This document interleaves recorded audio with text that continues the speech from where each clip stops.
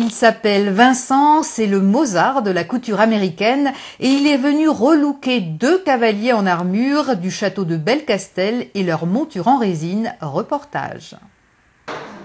Aux États-Unis, dans le monde de la couture, c'est une vedette. Le théâtre de New York, le ballet de San Francisco lui doivent quelques-uns de leurs plus beaux costumes. À Belcastel, il est tout simplement Vincent, l'habilleur des 2 Templiers et de leur monture qui trônent depuis peu dans la salle bleue du château.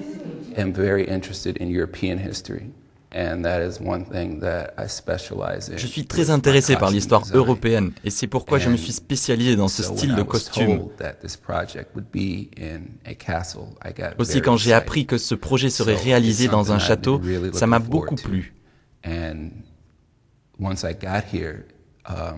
C'était juste fantastique à faire. Tissu, cuir, cotte de maille, Vincent pousse jusqu'à l'obsession le souci du détail.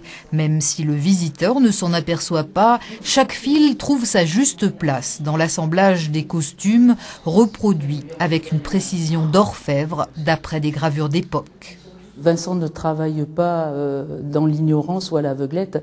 Vincent, avec l'aide du propriétaire, s'est basé sur des réalités historiques, sur des documents historiques, et donc a travaillé dans le choix des matériaux comme dans le choix de la réalisation, dans un souci vraiment de respect des documents et de la réalité historique que l'on avait pu trouver par ailleurs, ceci après de très très longs mois de recherche. Le processus créatif a été très tranquille, facile et plaisant. Ouverte tous les jours depuis début avril, la forteresse médiévale de Belcastel s'enorgueillit d'un bijou supplémentaire. Les 2 chevaux et leurs cavaliers sont saisissants de réalisme. Vincent, lui, s'est envolé vers d'autres horizons, quelque part entre la Californie et Manhattan.